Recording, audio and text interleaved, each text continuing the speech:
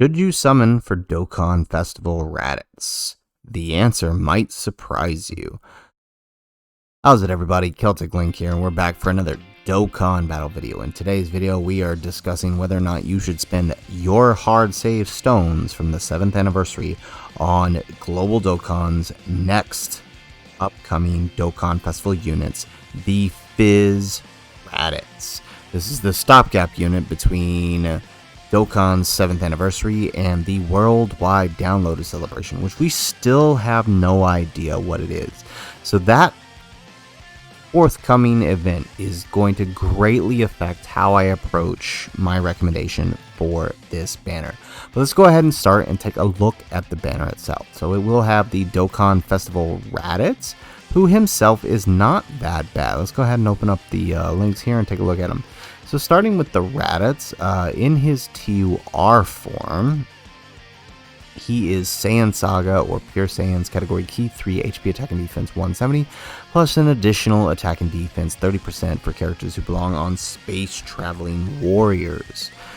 So that's a 200% lead for all space traveling warriors. This is actually a really good leader skill, realize it or not. One, it's Pure Saiyans, which is one of the biggest categories and best categories in the game. But two, making it Pure Saiyans and Space Traveling Warriors for the 200% lead. This gives the top legendary Vegeta, for example, a 200% lead. It also gives characters like the Bardock Squad, a free-to-play team, access to the 200% leader skill, which can be very useful for early game players. His super attack does greatly raise attack and defense for one turn and causes damage to all enemies. It is an AoE super attack.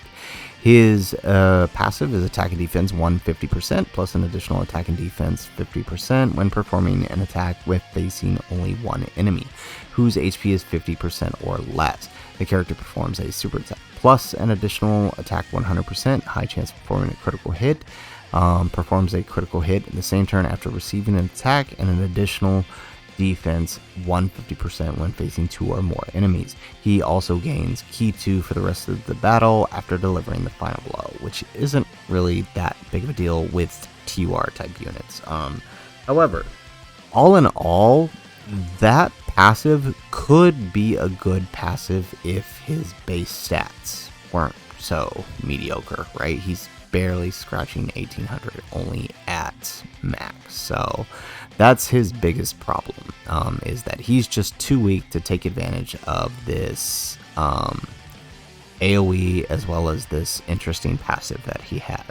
He does have an active skill that greatly raises his attack temporarily and causes ultimate damage while stunning the enemy. Active skills that stun are always good to me.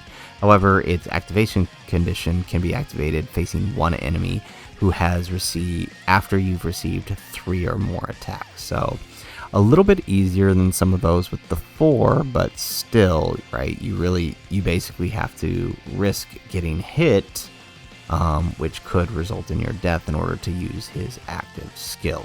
So I mean, all in all, he's a okay unit. He's definitely the worst TUR of 2022, but I mean, he's not terrible, right? Memes aside, he's not that bad of a unit. He's just not great in comparison to units that have come out this year and last year. Moving on, for the Napa, in my opinion, the Napa is actually the main draw to this banner. He is really good. He is Saiyan Saga Key 3 HP attack and defense 130. He greatly raises defense on one turn for his super attack. His passive, this is where it gets really interesting, is attack 170 and raises defense up to 780%. The more HP he has, the greater his stat boost.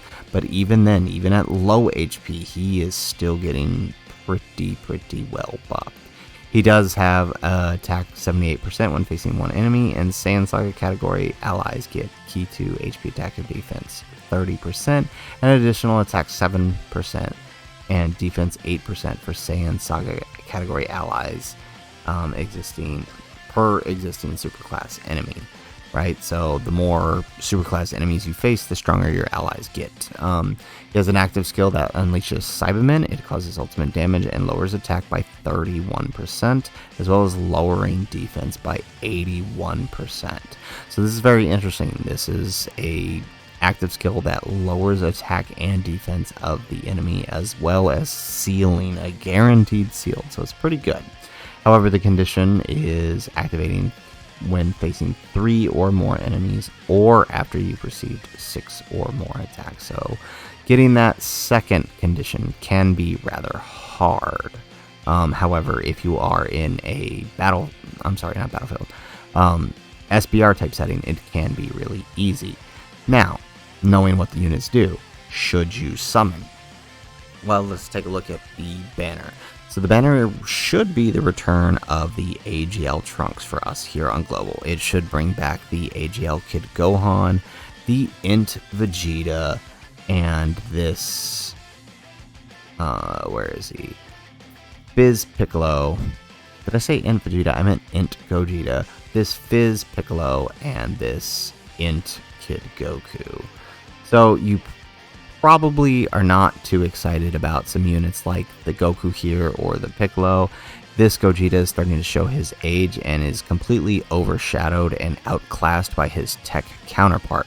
However, with the AGL Trunks, the AGL Kid Gohan, along with the Pure Saiyan's leader skill that this Raditz is providing, the banner actually isn't too bad if you are a new player coming to Global Dokkan during the 7th anniversary. Raditz will offer you a Pure Saiyan's leader skill that can open up some of your teams to give you more breadth in how you build your teams after the 7th anniversary.